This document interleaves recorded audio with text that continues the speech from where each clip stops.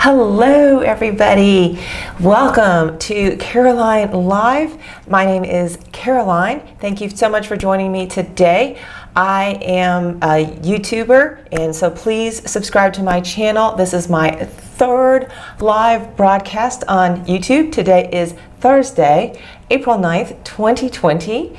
I live in Atlanta, Georgia, and I am currently under a shelter-in-place order. If you are under a shelter-in-place order, please let me know in the comments, or if you just want to say hi, say hi. Disco 2007 has now said hi. Hi, Disco 2007. So thank you so much for joining me today. And we are off. We're going to talk about project ideas during shelter at home. Before I get started, I'd like to go over a few housekeeping items. Number one, I am not a doctor, nor do I play one on TV. There will be no medical advice here whatsoever. This is something I'm planning to do while we're social distancing, while we're sheltering in place, every Thursday, 3 o'clock Eastern, 12 Pacific, or whatever time zone you are in. Thank you so much for joining me. This is a place of positivity, so I want to stay positive. I know this is a rough time for a lot of us, most of us, if not all of us, and I want to just, let you know what's going on with me and just have some interactions with you guys. And last but not least in housekeeping, if you have one of these devices, please mute your device. I cannot mute out. This is a live show. I can't mute out, and I will be saying the wake word frequently in this video. All right, thank you very much. And let's get started today. All right, so here's the agenda for today. I talked about 3D printing face shields. I'm going to talk about some more, okay? And we're going to talk about cybersecurity. We're going to talk about fun stuff we can do with this lady.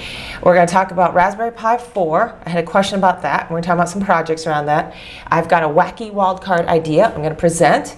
And if you stick around till the end, I am going to reveal the topic for next week's video. All right, let's get started. All right. Hi, my picks from Denmark. Hope you are all safe and well. Okay, Disco 2007 has the Google Home, and this guy, I hope everything's on mute. I might just say crazy stuff, or you can watch with headphones, that's also another option. All right, let's get started. So let's talk about 3D printing face shields. So that I launched a tutorial type video on 3D printing face shields. There are a lot of different models out there, and then we got into what are the settings you need, how to pull down the files and everything. So I just went ahead and just made a whole tutorial. Here are the settings, here's Cura, here's how you do it. At the point at which I recorded the video, they said that they preferred PETG, which is this stuff right here. But I had to print on PLA because that's all I had.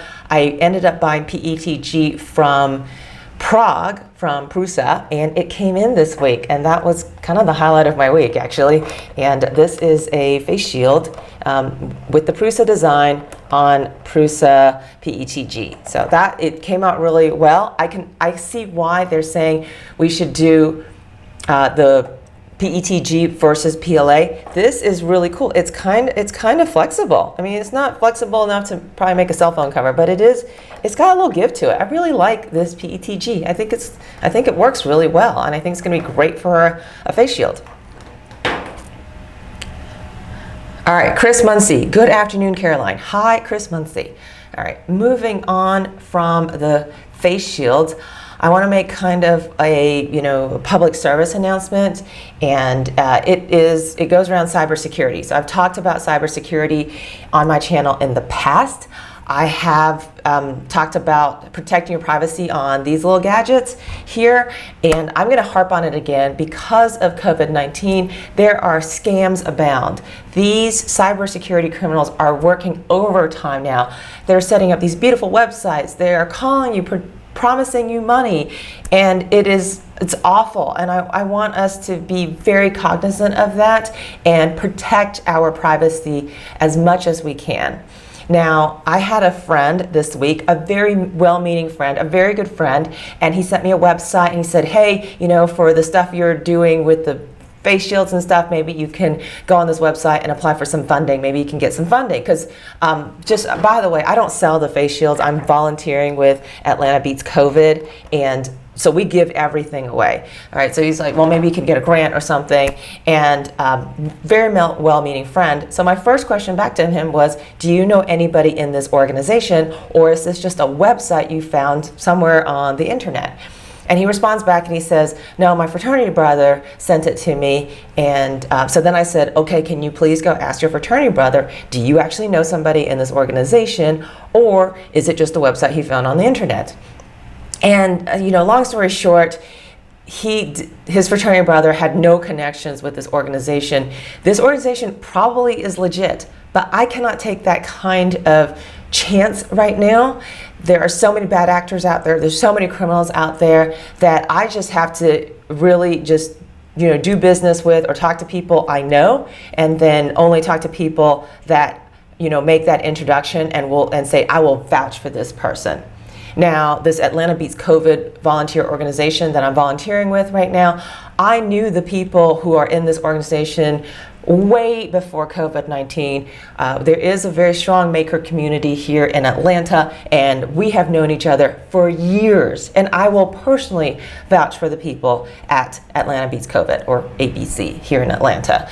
So that's why I've chosen to volunteer with them. I know them. I know I can trust them. All right, Micah Dusseltop. Okay, hi. Ooh, Walter Koenig. Hi, Walter from Germany. Hi, welcome. Thank you for joining, everybody. All right. So, there are a lot of criminals setting up these fake websites, calling you, promising you money. And I just, please, just try to just be very careful with your personal information, with your financial information, and especially your health information. I want you guys to stay safe out there, please. All right. And now let's move on from all my public service announcements to the actual projects. All right. So this week for my beginner project for Amazon Echo, I think it'd be fun if we all played games on this thing. And there's a ton of games available on Amazon Echo. And a lot of you guys have them. So the big game, I would say, in my opinion, the most popular game on Amazon Echo is the Jeopardy game. And it's just like the TV show. I used to play it every day, and then the questions got really hard, and then I kind of quit playing it at that point. All right, so just to let you know how this works, you just say, Alexa, play Jeopardy. Hopefully y'all can hear this. And now, here is your host, Alex Trebek. Thanks, Johnny. And welcome, players. Did you know that every Jeopardy category Alexa, has an extra stop. All right, so that was Thanks Jeopardy. for playing today. Okay, so that was Jeopardy. It's a lot of fun. It's fun for the whole family. Highly recommend you check that out if you're looking for something easy to do with your family with Alexa. All right, next, Alexa, stop. I violated my own rule there. All right, next is Lizard Spock. Now, this is for people who are fans of the Big Bang Theory, this series that was on TV for a really long time. They had, rock, paper, scissors, and then they added Lizard Spock. And so there are 5 things, and you kind of guess, and then, like the scissors cuts the paper, so then if you pick scissors, the other person picks paper, then you win. So then there's Spock and Lizard. So if I chose Spock and you chose Lizard, you'd win because the lizard will poison Spock. So it kind of goes into that. I played that. I tried Lizard Spock. Alexa, play Lizard Spock. This is a very fun game. You can choose rock, paper, scissors, lizard, or Spock to play. I can also explain how every option works. Just ask me to tell you about any of them for Alexa, help. stop. Goodbye. Okay. Thanks for playing. Okay. And I played it earlier today. I went about 5 rounds. I lost 4 rounds. I lost the first 4 rounds, and I think I won the last round. So I was not very good at this game, or it cheats. I don't know. So anyway, that could be fun. That's a really easy game to play with your family. And the next one on my list here is called National Anthems.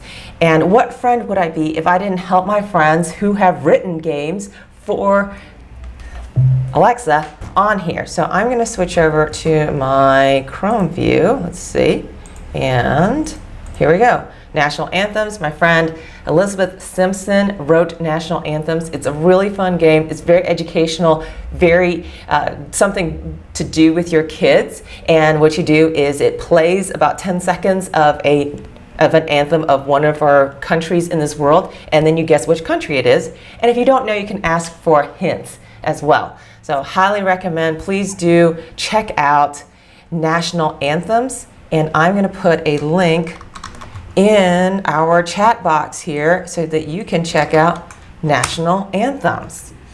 And let's go back. Okay, and then the other game I want to highlight here is a game I wrote, and it's not very popular because it is about Georgia Tech, and I love writing stuff about Georgia Tech. I love doing stuff with Georgia Tech, and it's called Georgia Tech Trivia. And you would say, you know, launch Georgia Tech Trivia or play Georgia Tech Trivia, and you would have to know some people. It's based on famous people from Georgia Tech. So I hope you'll check that out for me. And that I wrote that game, so I hope you enjoy it. So if you see this Crafty C on your, if you can search for Skills by Crafty C. That's the name I use on Amazon, Crafty C. So check it out, and I hope you enjoy that. What do you guys think about playing games on Alexa? Have you guys done that before? What do you do? Are you enjoying that, or hopefully that's kind of a fun idea? And I'm going to give you the link to Georgia Tech Trivia now. All right. Okay, let's see. Let's switch back to here. All right, so next, let's talk about Motion Eye on Raspberry Pi 4. I don't know which way this goes. All right, let's talk about Motion Eye on Raspberry Pi 4. I had a question about that on my channel this week, and so a long time ago, I made this this video where we set up Motion Eye, which is a surveillance type camera with you could use a webcam, or you could use your Raspberry Pi camera. And I did it with a Raspberry Pi Zero. And if you want to see it, let me give you the link in the description field here. All right, so I made this video a long time ago. It's really long, honestly. It's like 30 minutes, 20 minutes or something like that, as I go through in gory detail how to set up a trigger motion sensor. You could take pictures when the motion senses, or you could make a little tiny movie. And I was using it to monitor my cat and how often she was eating. So some days she was eating a lot, and some days she wasn't eating at all. And it was a good way for me to keep track of when she was eating.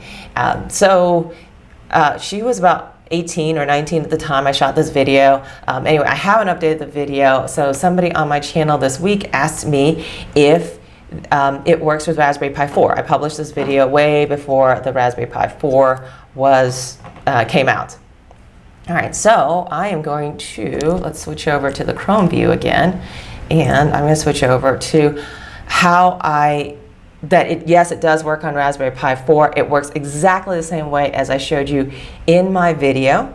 And the way that you go and download the files is exactly how I show you on the video. You go to this website, you find the releases. So you go to where Motion Eye OS is, and then you want to go for the releases. So that is here. I'm going to copy and paste that into the chat box so you can check that out. Here you go. So this is where you can download the operating system called Motion Eye. All right, so let's see. This is the latest release, and then you kind of scroll down, and Raspberry Pi 4 is one of your choices. Simple as that. You click on it, it downloads right to your computer. Then you get out your micro SD card right here. Hopefully you can see that. Maybe I might need to change the view again. Get out your micro SD card. Then you need something called Balena Etcher. So you can download it for OS, Windows, Linux. There are different operating systems on it. You want to flash your micro SD card with the image that you just downloaded from this website. All right, this MotionEye OS, getting the latest release. And then here is the trick to the whole video. Now the video is really long, so I try to cover this, in detail. I have definitely covered this. This is the biggest point in the whole video, if you watch it, is you flash this. Once it gets done flashing, it automatically ejects, not physically, but software ejects your micro SD card. So it is, unmounted, okay, you could say that.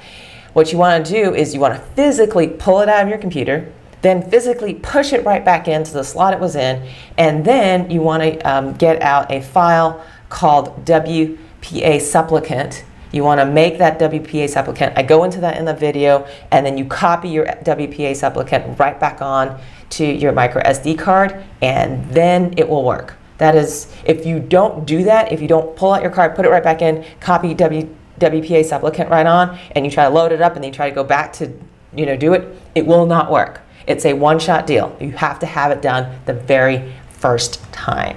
All right, so anyway, if you want to do MotionEye, I highly recommend it. I saw an idea, the way I was using it back, when I shot the video, I was monitoring my cat and, when she was eating and when she wasn't eating and, that sort of thing.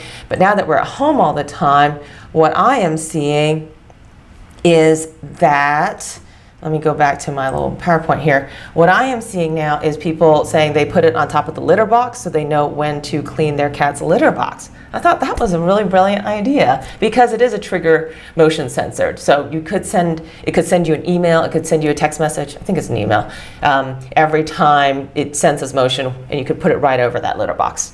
That's an idea. So I might do that. I think that's kind of fun. So, but I recommend doing it with a Raspberry Pi Zero because it's really easy to do. All right. So, all right, Sam Fenmore. Hi Sam. Hi Sam. How you doing? Thanks for joining. Sam is from Taiwan, and he contacted me earlier this week, and he says, "Good morning, Caroline. Are there any good updates for Octoprint?" Okay. So, Sam, did you see my video from this week, and where I talk about these face shield things, and I talk about one of my favorite plugins, which is the Spaghetti Detective. And I'm really talking a lot about Spaghetti Detective these days because they are offering, I think, 2,000 free hours of detective of stuff on their service for free. So you can get Spaghetti Detective for free. Okay, there's a free tier, and now they're going to upgrade you to Pro if you volunteer to print face shields for your community. And it's all based on the honor system. And I think you just have to send them a picture of your face shield, and they will up your account even if you have a free account. So I'm a big fan of Spaghetti Detective right now. Otherwise, all of the other plugins I'm using are pretty basic plugins. This is kind of funny. If you're asking about 3D printing, thanks, Sam. I bought a Chromebook a few years back just to see what it was, and I was thinking about talking about it on my channel, but it kind of sat in the drawer for a really long time and I didn't really do much with it. Now that I'm 3D printing, it's like a little factory here in my home. Now that I'm 3D printing face shields like pretty much 24 hours a day, I took out the Chromebook and I have it on top of the 3D printer. The 3D printer is in a cabinet now. And what I'm doing with it is I am using the Chromebook as kind of like a little monitor to start my print jobs. So yeah, a little tip there. You really use any computer, but instead of just doing everything on my computer, I've got a little Chromebook, and it's kind of like a little monitor for my 3D printer. That's a little tip from me. All right, and let's go back to the agenda here. So MotionEye on Raspberry Pi 4. All right, Magic Mirror. A few years ago, this was still Magic Mirror 1. I went through a 6-part series on doing Magic Mirror without the mirror, and making it into a little photo frame. I've gotten a couple comments on my channel. I haven't had time to actually dig into this, I'm sorry, but now I've been told that it doesn't work anymore, and there are all these like update messages on it. So let's go to my Chrome view here, and so let's see if my Chrome is up. Magic Mirror. Okay, let's see if, can y'all see my Magic Mirror now? Okay, hopefully you can see my Magic Mirror now, or this is the website for Magic Mirror, is Magic Mirror Builders. I will link to it right here.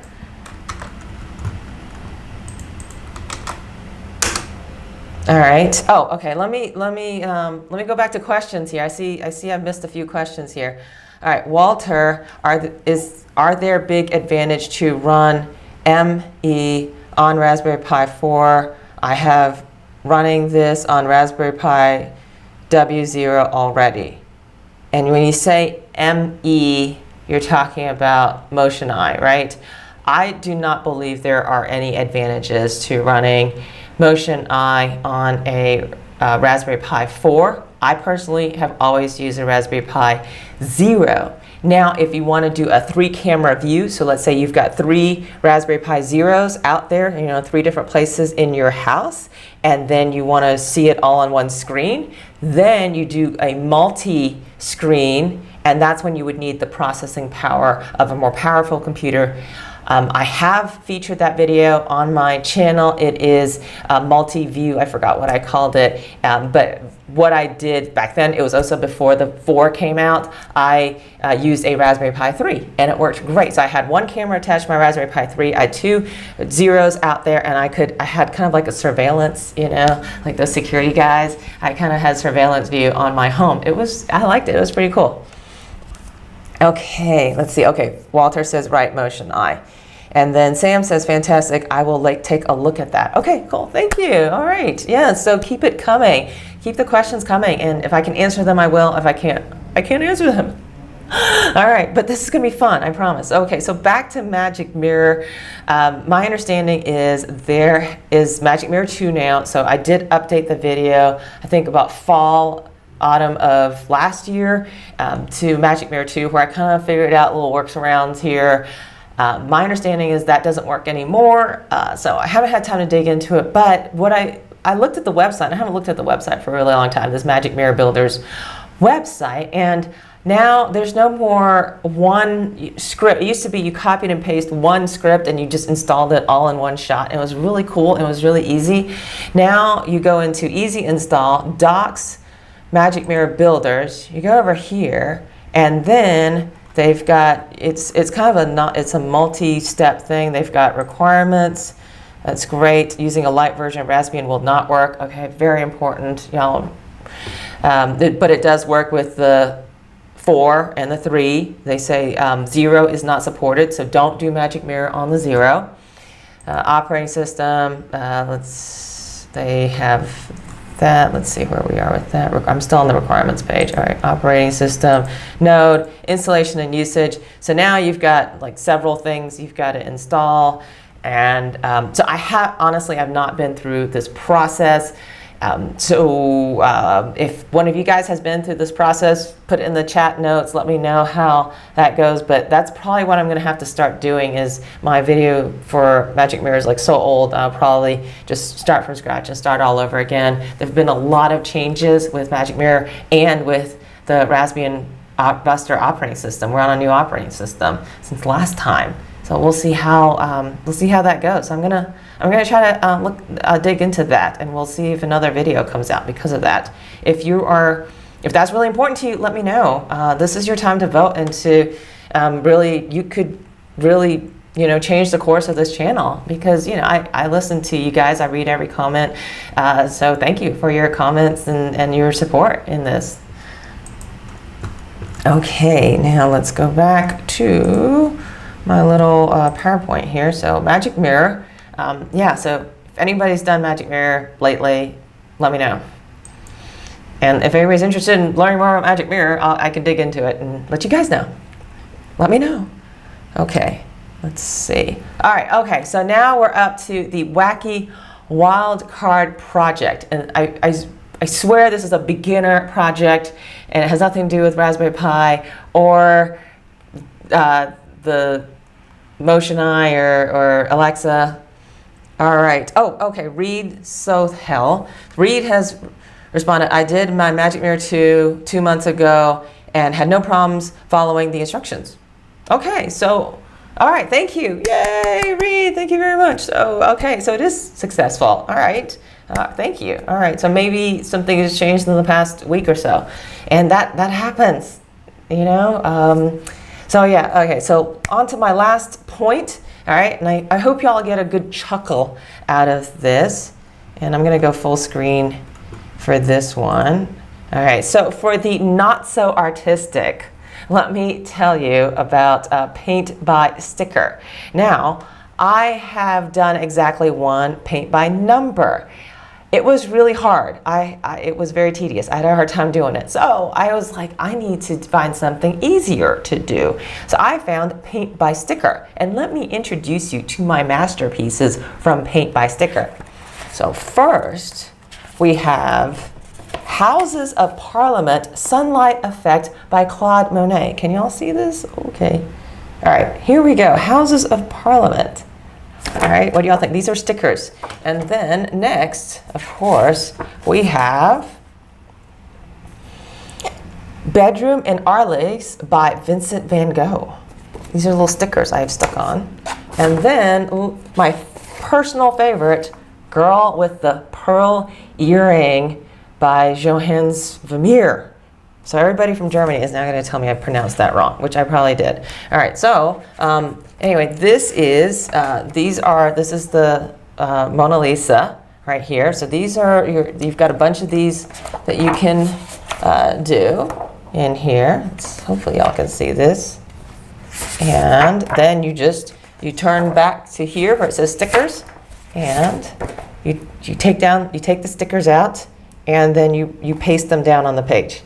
So if this is not this is easier than a puzzle because it tells you where everything is, and this is just, you know, maybe I'm just suggesting fun projects. So that was my wildcard project for this week, is paint by stickers. I promise it's super easy, and it is available on Amazon, and the shipping looks like it's pretty fast. I'm going to put that in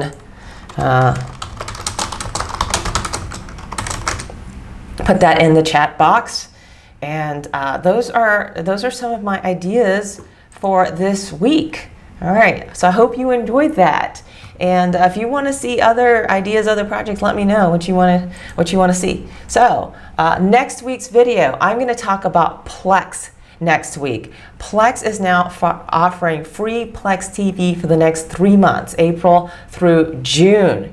And so I go into gory detail on how to take advantage of that offer. Now, if you are looking to reduce your monthly expenses, you may consider cutting your cable, cutting the cord, in order to save some money. And I completely understand that. These are tough times.